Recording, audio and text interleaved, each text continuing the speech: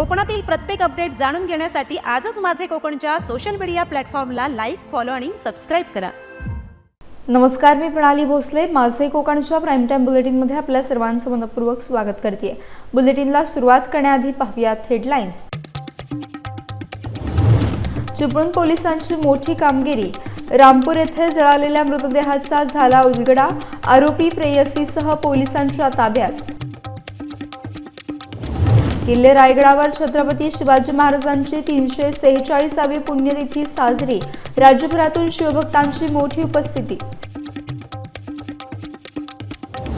खेडमध्ये शिवसेना उभाठाला मोठा धक्का, दत्ताराम भिलारे यांचा समर्थकांसह शिवसेना शिंदे गटात प्रवेश। आणि कोकणात हनुमान जयंती उत्साहात साजरी, हनुमान जयंतीनिमित्त विविध धार्मिक कार्यक्रम संपन्न। पाहुयात सविस्तर वृत्त। रत्नागिरी जिल्ह्यातील चिपळूण तालुक्यातील रामपूर येथे सापडलेल्या जळालेल्या मृतदेहाच्या गुरूढ प्रकरणाचा चिपळूण पोलिसांनी अवघ्या 3 दिवसात उलगडा करत मोठी कामगिरी बजावली आहे। रामपूर येथील आवटेवाडी परिसरातील बागेजवळ जंगलात जळालेल्या अवस्थेत हा मृतदेह आढळून आल्याने परिसरात खळबळ उडाली होती। या प्रकरणात कोणताही ठोस पुरावा नसल्याने पोलिसांसमोर मोठे आव्हान उभे होते। तपासादरम्यान चिपळूण पोलिसांनी तांत्रिक तपास, कॉल डिटेल्स रेकॉर्ड आणि गोपनीय माहितीच्या आधारे तपासाची सूत्रे हाती घेतली। या तपासाचे धागेदोरे थेट मुंबईतील मालाड परिसरातील मालवणी येथे जाऊन पोहोचले। तपासात रामपूर येथील विशाल खोडदेकर याने त्याची प्रेयसी जिन्नत खान हिच्या मदतीने मालाड येथील एजाज कुरेशी याचा खून केल्याचे उघड झाले। हेवी डिपॉझिटच्या आर्थिक वादातून हा खून करण्यात आल्याचे पोलीस तपासात समोर आले आहे। खून केल्यानंतर आरोपींनी मृतदेह चिपळूण तालुक्यातील रामपूर येथे आणून जंगलात जाळून पुरावे नष्ट करण्याचा प्रयत्न केला। सिनियर पोलीस निरीक्षक फुलचंद मेंगडे आणि त्यांच्या पथकाने तातडीने कारवाई करत दोन्ही आरोपींना ताब्यात घेतले असून चौकशी दरम्यान त्यांनी गुन्ह्याची कबुली दिली आहे। या जलद कारवाईमुळे चिपळूण पोलिसांच्या कामगिरीचे सर्वत्र कौतुक होत आहे। मेरे हस्बैंड का और उनका कोई ऐसा पैसे का मैटर नहीं था उसमें, और ये जो उसका जो बॉयफ्रेंड था ये चिपलून से आया वहाँ से, और आने के बाद में उसने बोला उसको 1 करोड़ का कुछ गाला दिखाने का है करके। तो सुबह से लेके शाम तक मेरे हस्बैंड उसके साथ में ही गाला दिखा रहे, और उससे पहले 3 साल पहले उसको वो लेडी को हैवी पे रखी। बीच में पैसा बोलते ऑनर के पास आया था तो ऑनर दे रहा था पैसा, लेकिन वो उस टाइम क्या बोली कि मेरे पास दूसरा रूम नहीं है तो मैं नहीं खाली कर सकती करके, और वो ऑनर ने लगता पैसा कहीं और लगा दिया। तो उसके बाद में ये मेरे हस्बैंड के पीछे पड़ी कि मुझे पैसा दिलाओ पैसा दिलाओ। ये बोले जब उसके पास आएगा तभी दिलाएंगे, ना तो उसने बोला कि दूसरी जगह दूसरा कोई ऑनर देख लो आप रेंट पे कोई डाल के, और इसको वो पैसा उसको ट्रांसफ़र करके उसको खाली करवा दो करके। तो बोले ठीक है करके उस हिसाब से उन लोगों का चल रहा था। 1-2 लोगों को दिखाई भी थे कि किसको हैवी पे डालने का है करके उस हिसाब से। तो उस दिन पता नहीं क्या उन लोगों को बहाने से उनको ऊपर बुलाए, मारा मारी हुई, या उन दोनों ने मिलके उनको मारा। अभी वो क्या बोलती कि हम दोनों ने मिलके उसको मारे करके। दिनांक 28/3/26 रोजी पोलीस स्टेशनमध्ये काम करत असताना मला रामपूर येथील डॉक्टर राव राणे यांचा फोन आला की त्यांच्या आंब्याच्या बागेच्या पूर्वेस एक साधारणतः 70 फूट अंतरावरती काहीतरी संशयास्पद जळल्याचं दिसून येत आहे, सदर बाबत खात्री व्हावी अशी बातमी समजल्यानंतर मी तात्काळ पोलीस स्टेशनला नोंदी करून स्टाफ घटनास्थळी रवाना झालो। तिथे पोलीस पाटलाला बोलावून घेतलं आणि त्यांच्या समक्ष घटनास्थळाची पाहणी केली। घटनास्थळाची पाहणी केली असता सदर ठिकाणी काहीतरी संशयास्पद जळायचं दिसून येत होतं आणि काही हाडाचे तुकडे आणि लोखंडी रॉड पडल्यासारखे दिसून येत होते। थोडा आमचा संशय बळावल्याने आम्ही तात्काळ सदर बाबतची माहिती माननीय SDPO श्री बेले साहेब यांना कळविली आणि घटनास्थळी येण्याबाबत विनंती केली। तसेच फॉरेन्सिक जे पथक आहे चिपळूण पोलीस स्टेशनमध्ये अंतर्गत कार्यरत त्यांना पण कॉल केला आणि घटनास्थळी येण्याबाबत सांगितलं, आणि ते आल्याच्या नंतर 2 पंचाला बोलावून घेतलं। त्यांच्या समक्ष घटनास्थळाची पूर्ण सविस्तर पाहणी केली आणि घटनास्थळावरती त्यांच्या मार्फतीने 2 पंचासमक्ष जे काही नमुने मिळाले संशयास्पद ते ताब्यात घेतले। सदर बाबत माननीय वरिष्ठांशी चर्चा करून त्यांचं मार्गदर्शन घेतल्याच्या नंतर मी निर्णयाप्रत आलो की या ठिकाणी कोणीतरी अज्ञात माणसाने अज्ञात कारणास्तव अज्ञात साधनांनी अज्ञात व्यक्तीचा मर्डर केलेला आहे। तपास माझ्याकडे ठेवल्याच्या नंतर मी खात्री केली की सदरची घटनास्थळाची जागा ही कोणाची आहे अशी माहिती घेतल्याच्या नंतर बीट अंमलदाराकडे कळालं की रामपूर येथील विशाल खोडदेकर यांची ती जागा आहे. त्यानंतर विशाल खोडदेकरला आपण चौकशी कामी बोलू असं ठरल्याच्या नंतर समजलं की विशाल खोडदेकर हा गेल्या 4 ते 5 महिन्यापासून फरार आहे आणि तो मिळत नाहीये. तो मिळत नाही म्हटल्याच्या नंतर आमचा अजूनही संशय बळावलेला होता. ते त्यांचं वर्णन कसं होतं, काय चालत कसे होते वगैरे, तर त्यांनी मला सांगितलं की साहेब ते थोडेसे लंगडे टाईप चालत होते, कारण त्यांचा अपघात सौदीला असताना झाला होता आणि मुंबईला असताना त्यांचं ऑपरेशन झालं आणि त्यांच्या पायात रॉड टाकलेला होता लोखंडी. मग त्या घटनास्थळावरती आम्हाला स्टील रॉड सदृश्य वस्तू पण मला मिळाली होती. नंतर मग मी ती तात्काळच इथल्या वैद्यकीय अधिकारी आपले अस्थिरोग तज्ञ आहेत त्यांच्याकडे घेऊन गेलो आणि खात्री केली की ही पायातलीच आहे की हातातली आहे की ही ऑपरेशन केल्याच्या नंतर पायात टाकतात का वगैरे. अशी माहिती घेतल्याच्या नंतर त्यांनी सांगितलं की ही पायातलीच वस्तू आहे आणि हे कुणीतरी ज्यांच्या पायाचा अपघात वगैरे झाला अशा माणसाचीच पायातली आहे ही आणि त्या माणसाचीच तिथं ते अवशेष असावेत असं एक ओरली मला मार्गदर्शन मिळालं. त्याच्यानंतर माझी खात्री बळावली की ते जे आहेत थोड्या अंगठ्या पण मॅच होत आहेत आणि रॉड पण मॅच होत आहे. तर त्या अनुषंगानं मग माझी खात्री 100% झाली की हा मर्डरच आहे. मग मी गुन्हा दाखल केला होता आणि गुन्हा दाखल केल्याच्या नंतर मग त्याच्याबरोबर जे लास्ट स्पॉट झालेले होते विशाल खोडदेकर रामपूरचे, त्यांच्या अनुषंगानं माहिती घ्यायला सुरुवात केली. त्याच्यानंतर जेव्हा त्याचं विश्लेषण केलं मी पूर्ण CDRचं वगैरे, तर त्याचं लोकेशन मला मालाड मिळालं. पण मालाड मुंबई या ठिकाणी मिळालं. तो जरी त्याचे मोबाईल सर्व स्विच ऑफ होते परंतु तो फेसबुक ऍक्टिव्ह होता, डायरेक्ट फेसबुक ऍक्टिव्ह. मग आम्ही पाहितलं की फेसबुक ऍक्टिव्हवरनं त्याला जे कुठले नंबर आहेत अटॅच फेसबुकला, त्या नंबरवरनं त्याचे लेटेस्ट CDR घेतले आणि तपास पथक पाठवलं. तपास पथक पाठवल्याच्या नंतर त्याला ताब्यात घेतलं. काल सकाळी ताब्यात घेतलं आणि काल संध्याकाळी इथं पोलीस स्टेशनला घेऊन आलो. त्याच्यानंतर मग आम्ही आमचा खाक्या दाखवूनच त्याच्याकडे पूर्ण इन्क्वायरी केली. त्यांनी स्पष्टपणे कबुली दिली की पैशाच्या देण्या घेण्याच्या कारणावरून मी त्याची जी सह आरोपी आहे मैत्रीण जन्नतू निसा जिन्नत खान हिच्या घरी त्याला मारहाण केली आणि त्या मारहाणीमध्ये त्याचा मृत्यू झाला. परंतु आम्ही घाबरलेलो असल्यानं, प्रचंड घाबरलेलो असल्याने लोकांना कळेल ह्यामुळं आम्ही ती सुटकेसमध्ये ती बॉडी भरली आणि तिथून डायरेक्ट येऊन म्हणजे त्यांनी त्याच्या शेतामध्ये रामपूरला आवटेवाडी शिवारात टाकून दिली. आणि या पद्धतीने मग त्यांना पुन्हा आज रोजी कोर्टामध्ये हजर केलं रिमांड कामी. माननीय कोर्टाने त्याला 6 दिवसाचा पोलीस कस्टडी रिमांड दिला आहे. अधिक तपास मी स्वतः करत आहे. गुन्ह्यामध्ये किती आरोपी आहेत?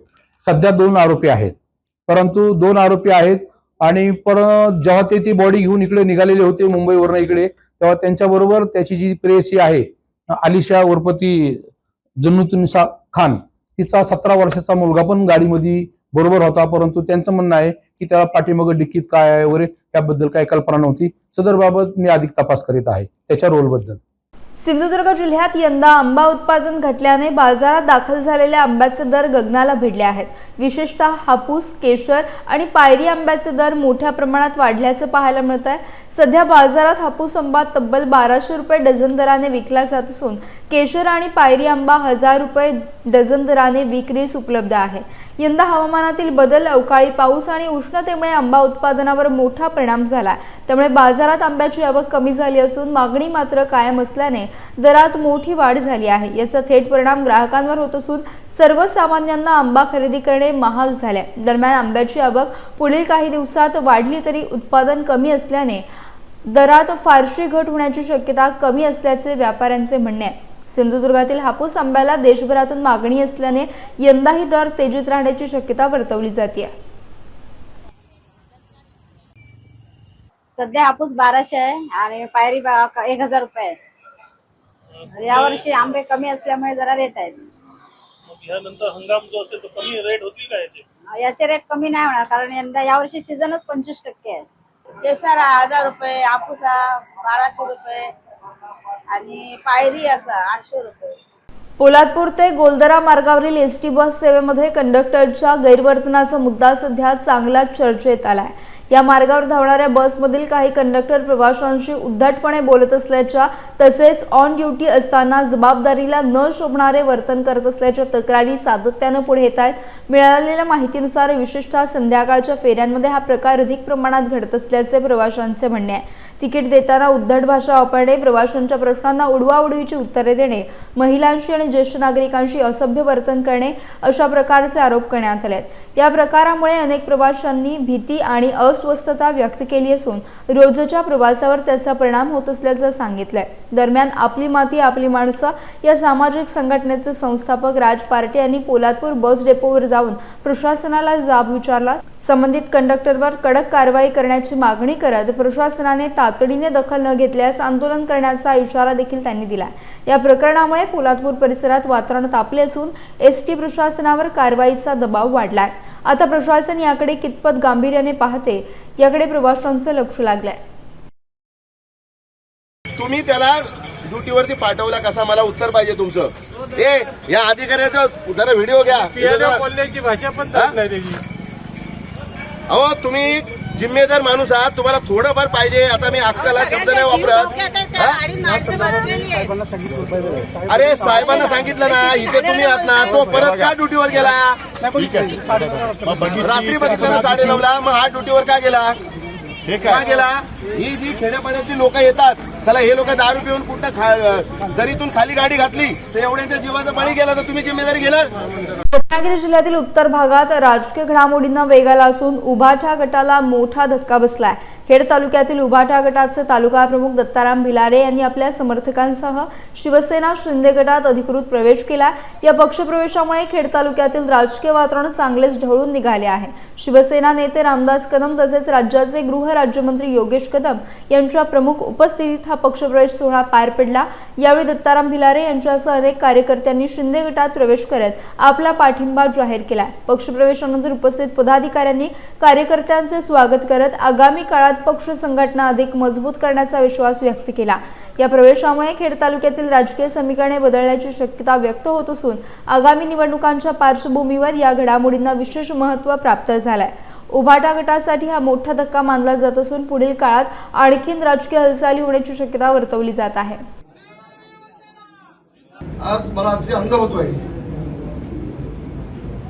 की एक निष्ठावान शिवसैनिक योग्य ठिकाणी इथे आपल्याकडे आलेला आहे। योगेश दादा आणि रायगडचे आपले गोगावले साहेब हे दोघेही एकनाथ शिंदे साहेबांकडे त्यांना घेऊन गेले आणि आम्हाला रायगडच्या लोकसभेच्या प्रमुखपदी अनिल नवघणे हवे, आम्हाला पुन्हा लोकसभा मतदारसंघ उभा करायचा आहे शिवसेनेच्या माध्यमातून। आणि खऱ्या अर्थानं रायगड किल्ल्यावरती हा भगवा शोभतो, तेव्हा पुन्हा एकदा रायगडवरती लोकसभा मतदारसंघावरती भगवा फडकेल अनिल नवघणेंच्या प्रयत्नाच्या माध्यमातून असा विश्वास व्यक्त करतो। त्यांना पुढील संबंध सगळ्या कारकिर्दीसाठी मी मनपूर्वक शुभेच्छा देतो। नाही, मला वाटतं आज दापोली मतदारसंघ असू द्यात किंवा हा रायगड लोकसभा मतदारसंघ असू द्यात, रत्नागिरी जिल्हा असू द्या, हा नेहमीच शिवसेनेचा बालेकिल्ला राहिलेला आहे।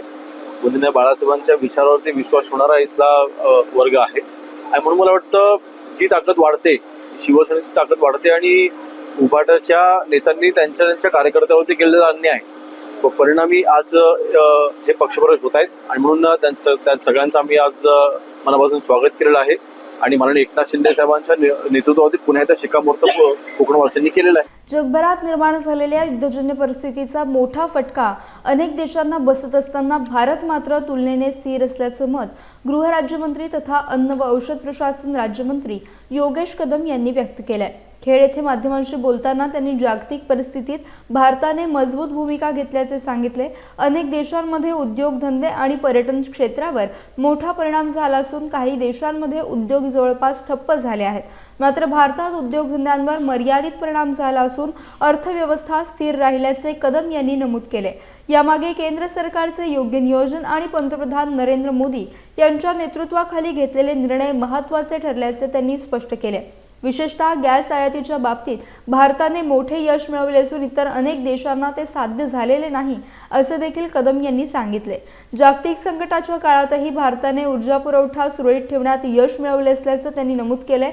एकूणच कठीण जागतिक परिस्थितीत भारत सक्षमपणे उभा राहिला असून देशाला सावरण्यासाठी केंद्र सरकार सातत्याने प्रयत्न करत असल्याचा विश्वास योगेश कदम यांनी व्यक्त केला.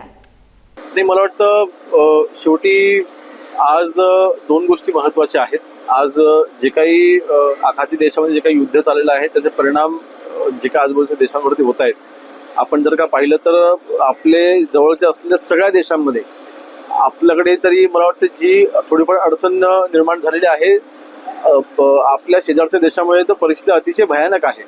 हॉटेल्स पूर्णपणे बंद पडलेलं आहे, टुरिझम पूर्णपणे बंद पडलेलं आहे, व्यवसाय पूर्णपणे बंद पडलेला आहे. परंतु भारत देशामधले जे काही लघु उद्योग असू द्यात किंवा उद्योग असू द्यात हे बंद होऊ नये किंवा कमर्शियल 100% बंद होऊ नये ह्याच्या प्रयत्नामध्ये माननीय नरेंद्र मोदी साहेब स्वतः त्याच्यामध्ये ग्राउंडवरती काम करतायत. आणि मला वाटतं परिणामी आपल्याकडे तितकशी वाईट परिस्थिती नाही आहे. होय, अडचण आहे, मला त्याची कल्पना आहे. परंतु मला वाटतं परदेशातून आपण जो काही गॅस आपण इम्पोर्ट करतो त्याकरिता जे काही यश माननीय पंतप्रधान नरेंद्र मोदी साहेबांना मिळालेलं आहे तेवढं यश नक्कीच कुठल्याही अन्य देशामधल्या नेत्याला मिळवता आलेलं नाही. आणि अशा परिस्थितीमध्ये नक्कीच ही परिस्थिती सुधारेल याकडे आमचं लक्ष आहे. श्री शिवाजी रायगड स्मारक मंडळ आणि स्थानिक उत्सव समिती महाड यांच्या वतीने किल्ले रायगडावर छत्रपती शिवाजी महाराजांची 346वी पुण्यतिथी भक्तिभावाने आणि अभिमानाने साजरी करण्यात आली. हिंदवी स्वराज्याचे संस्थापक छत्रपती शिवाजी महाराज यांच्या स्मृतींना अभिवादन करण्यासाठी राज्यभरातून शिवभक्त मोठ्या संख्येने रायगडावर दाखल झाले होते. यावेळी शिवरायांच्या समाधीस्थळी पुष्पचक्र अर्पण करून मान्यवरांनी अभिवादन केले. जय भवानी जय शिवाजीच्या घोषणांनी संपूर्ण रायगड परिसर दुमदुमून गेला होता. शिवभक्तांसाठी हा दिवस अत्यंत भावनिक आणि प्रेरणादायी ठरला. या सोहळ्याला भारतीय जनता पार्टीचे राष्ट्रीय प्रवक्ते तथा राज्यसभा खासदार डॉक्टर सुधांशु त्रिवेदी, मंत्री भरत गोगावले यांच्यासह विविध क्षेत्रातील मान्यवर उपस्थित होते. मान्यवरांनी शिवरायांच्या कार्याला उजाळा देत त्यांच्या विचारावर चालण्याचं आवाहन केलं. शिवपुण्यतिथीनिमित्त विविध धार्मिक कार्यक्रमांचं आयोजन करण्यात आलं होतं. शिवरायांच्या स्मृतींना अभिवादन करत हजारो शिवभक्तांनी समाधीस्थळी नतमस्तक होत स्वराज्याच्या इतिहासाला उजाळा दिला. छत्रपति शिवाजी महाराज ने वही कार्य किया जो हिंदू समाज, जो भारतीय समाज अतुलित बलशाली था, अपरिमित मेधावान था, जो अपनी शक्ति भूला हुआ था, उसको जागृत करने का श्री गणेश इसी रायगढ़ के किले से छत्रपति शिवाजी महाराज ने किया.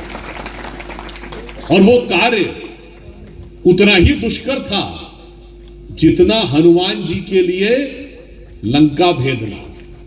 क्योंकि जब छत्रपति शिवाजी महाराज यहां से खड़े हुए तो उसमें मुगल एम्पायर भारत की सबसे बड़ी ताकत नहीं थी, उसमें विश्व की सबसे बड़ी ताकत थी औरंगजेब के समय में मुगल एम्पायर. और एक छोटे से स्थान से खड़े होकर उसको चुनौती देने के लिए आगे बढ़ना, जब आपको लग रहा हो कि आपके साथ कोई है भी या नहीं, यह विश्वास ना हो, तो भी शिवाजी महाराज ने जो करके दिखाया उसके लिए मैं दो पंक्ति में कह सकता हूं. और मैं कह सकता हूं कि हनुमान जी से जो प्रेरणा ली कि यह मत कहो कि जग में कर सकता क्या अकेला, लाखों में काम करता एक सूरमा अकेला, आकाश में करोड़ों तारे हैं टिमटिमाते, पर जग प्रकाश करता एक चंद्रमा अकेला. हिंदवी स्वराज्याचे संस्थापक छत्रपती शिवाजी महाराज यांच्या पुण्यतिथीनिमित्त किल्ले रायगडावर शिवभक्तांची मोठी उपस्थिती पाहायला मिळाली. संपूर्ण राज्यात अभिमान आणि आदराने शिवपुण्यतिथी पाळली जात असताना शिवरायांच्या कार्याची साक्ष देणाऱ्या ऐतिहासिक रायगडावर हजारो शिवभक्तांनी हजेरी लावली. हिंदवी स्वराज्याचा तळपता सूर्य छत्रपती शिवाजी महाराजांनी याच रायगडावर अखेरचा श्वास घेतला असल्याने या गडाला विशेष ऐतिहासिक आणि भावनिक महत्त्व आहे. त्यामुळे शिवपुण्यतिथीच्या निमित्ताने राज्याच्या कानाकोपऱ्यातून शिवप्रेमी मोठ्या संख्येनं रायगडावर दाखल झाले. पहाटेपासूनच गडावर शिवभक्तांची गर्दी उसळली होती. जय भवानी जय शिवाजीच्या घोषणांनी संपूर्ण परिसर दुमदुमून गेला। शिवरायांच्या समाधीस्थळी पुष्पचक्र अर्पण करून शिवभक्तांनी मानवंदना दिली। यावेळी विविध सामाजिक संस्था, शिवप्रेमी संघटनांच्या वतीने विशेष कार्यक्रमांचे आयोजन करण्यात आले होते। शिवपुण्यतिथीच्या निमित्ताने रायगडावर आलेल्या शिवभक्तांसाठी हा दिवस भावनिक आणि प्रेरणादायी ठरला। शिवरायांच्या स्मृतींना उजाळा देत हजारो शिवभक्तांनी स्वराज्याच्या इतिहासाला अभिवादन केले। रत्नागिरी जिल्ह्यातील खेडशी गावात लग्नाच्या कार्यक्रमादरम्यान अवकाळी पावसाने अचानक हजेरी लावल्याची घटना घडली। दुपारच्या सुमारास लग्न सोहळा सुरू असताना अक्षता पडताच वरुण राजाने आगमन केले आणि उपस्थित वऱ्हाडी मंडळींची एकच धावपळ उडाली। अचानक आलेल्या पावसामुळे लग्नासाठी उभारण्यात आलेल्या मंडपात गोंधळाचं वातावरण निर्माण झालं। काही क्षणात जोरदार सरी कोसळल्याने पाहुण्यांना आसरा शोधावा लागला। लग्न सोहळ्यात सहभागी झालेल्या मंडळींनी मंडपातील साहित्य आणि व्यवस्था वाचवण्यासाठी धावपळ केली। आज सकाळपासूनच कोकणात ढगाळ वातावरण होते। त्यानंतर दुपारच्या सुमारास खेडशी गावात अवकाळी पावसाच्या सरी कोसळल्या। या पावसामुळे उष्णतेपासून काही प्रमाणात दिलासा मिळाला असला तरी अचानक आलेल्या पावसामुळे लग्न सोहळ्यात काही काळ गोंधळ निर्माण झाला। दरम्यान हवामान विभागाने पुढील 2 दिवस कोकणात अवकाळी पावसाचा इशारा दिला। त्यामुळे शेतकरी आणि नागरिकांनी सतर्क राहण्याचे आवाहन करण्यात आले। राम भक्त श्री हनुमान जयंती निमित्त सिंधुदुर्ग जिल्ह्यातील वेंगुर्ला तालुक्यातील आरवली सोनसुरे येथे प्रसिद्ध वाळू शिल्पकार रविराज चिपकर यांनी प्रभू श्रीरामाचे परमभक्त श्री हनुमान यांचे आकर्षक वाळू शिल्प साकारले। हनुमान भक्तीचे दर्शन घडवणारी ही कलाकृती पाहण्यासाठी स्थानिक नागरिकांनी मोठी गर्दी केली होती। रविराज चिपकर यांनी अवघ्या 3 तासांच्या कालावधीत हे सुंदर वाळू शिल्प साकारले। यांच्या कलाकृतीत श्री हनुमानाची भव्य प्रतिमा अत्यंत आकर्षक पद्धतीने साकारण्यात आली असून त्यामधून हनुमान भक्तीचा प्रभावी संदेश देण्यात आला। हनुमान जयंतीनिमित्त साकारण्यात आलेल्या वाळू शिल्पामुळे परिसरात उत्साहाचं वातावरण निर्माण झालं। स्थानिक नागरिक, युवक आणि भाविकांनी या वाळू शिल्पाचे कौतुक करत कलाकाराचे अभिनंदन केले। रविराज चिपकर हे विविध सामाजिक, धार्मिक आणि राष्ट्रीय विषयांवर वाळू शिल्प साकारत असतात। त्यांच्या या कलाकृतीमुळे हनुमान जयंतीचा उत्साह अधिक रंगतदार झाला असून ही कलाकृती परिसरातील नागरिकांसाठी आकर्षणाचे केंद्र ठरली आहे। हनुमान जयंतीनिमित्त रायगड जिल्ह्यातील कामोठे येथील पुरातन जागृत हनुमान मंदिरात जन्मोत्सव मोठ्या उत्साहात साजरा करण्यात आला। कामोठे बस स्टँड परिसरातील या मंदिरात आयोजित करण्यात आलेल्या जन्मोत्सवासाठी हजारो भाविकांनी उपस्थिती लावली। या उत्सवाचे आयोजन सुरेश मुरलीधर ठाकूर आणि हर्षल दत्ता भोसले यांनी केले होते। पहाटेपासूनच मंदिरात भाविकांची मोठी गर्दी पाहायला मिळाली। श्री हनुमंताच्या दर्शनासाठी लांबच रांगा लागल्या होत्या। मंदिर परिसर आकर्षक फुलांनी सजवण्यात आला होता। हनुमान जयंतीनिमित्त विशेष पूजा, अभिषेक, हनुमान चालीसा पठण तसेच भजन कीर्तनाचे आयोजन करण्यात आले होते।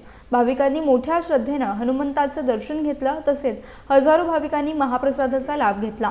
हनुमान जयंतीमुळे कामोठे परिसरात भक्तिमय वातावरण निर्माण झाले होते।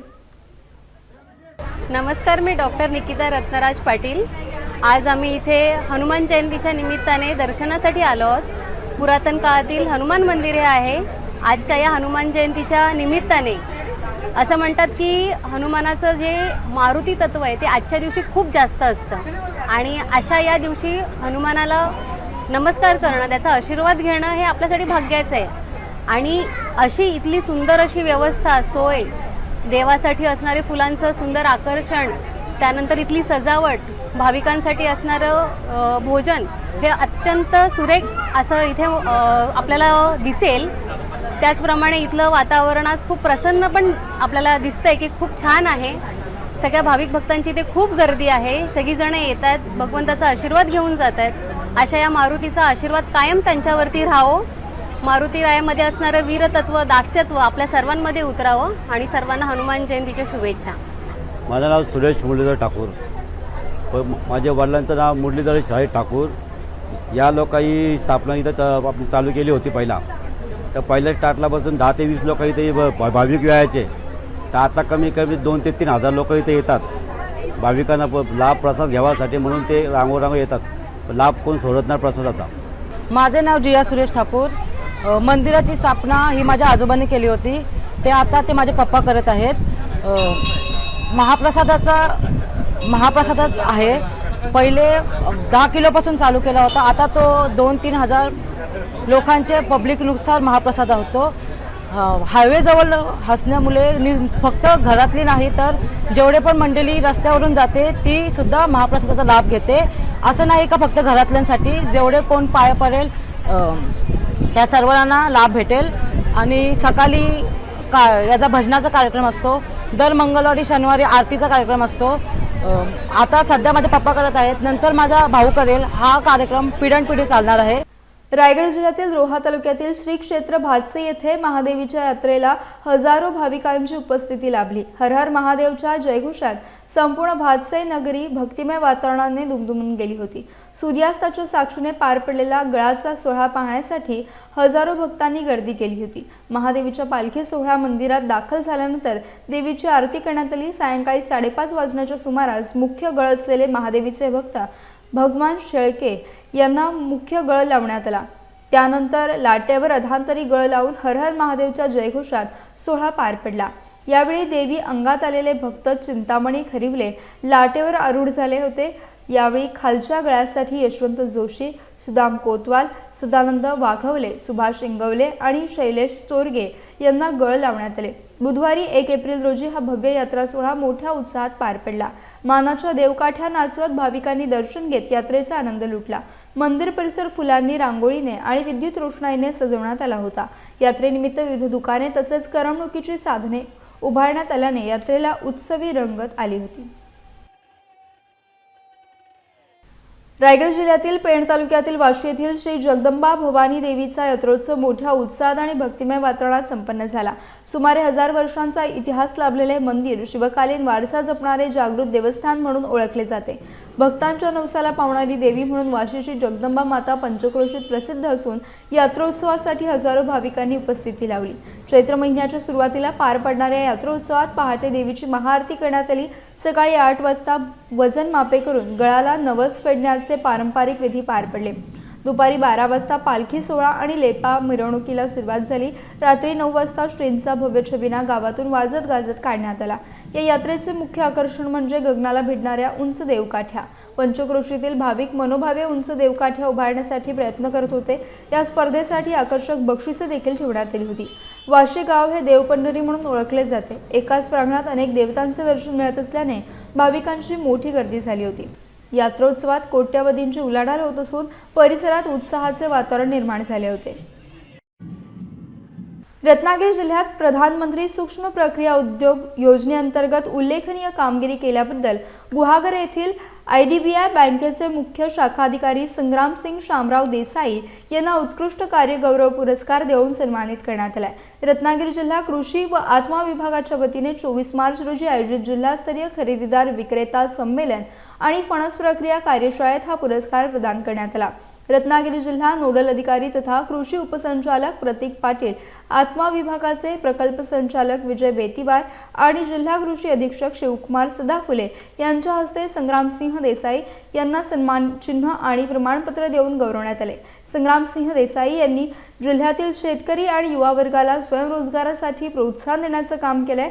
अन्न प्रक्रिया, काजू उद्योग, मसाला उद्योग, बेकरी उद्योग यांसारख्या लघु उद्योगांसाठी त्यांनी आर्थिक सहाय्य उपलब्ध करून देण्यास मदत केली. पंतप्रधान रोजगार निर्मिती कार्यक्रम आणि मुख्यमंत्री रोजगार निर्मिती कार्यक्रमांतर्गत त्यांनी अनेकांना व्यवसाय उभारण्यासाठी मार्गदर्शन केले. तळागाळातील शेतकऱ्यांशी संपर्क ठेवून त्यांच्या गरजा ओळखत केलेल्या कार्यामुळे संग्रामसिंह देसाई यांचे जिल्हाभर कौतुक होत आहे. त्यांच्या उल्लेखनीय कामगिरीमुळे त्यांना मिळालेला हा पुरस्कार जिल्ह्यासाठी अभिमानाची बाब ठरला आहे. यासह बुलेटिनमध्ये वेळ झाली. इथेच थांबण्याची. भेटूयात नवीन बुलेटिनसह. तोपर्यंत तुम्ही कुठेही जाऊ नका. पाहत राहा फक्त माझे कोकण.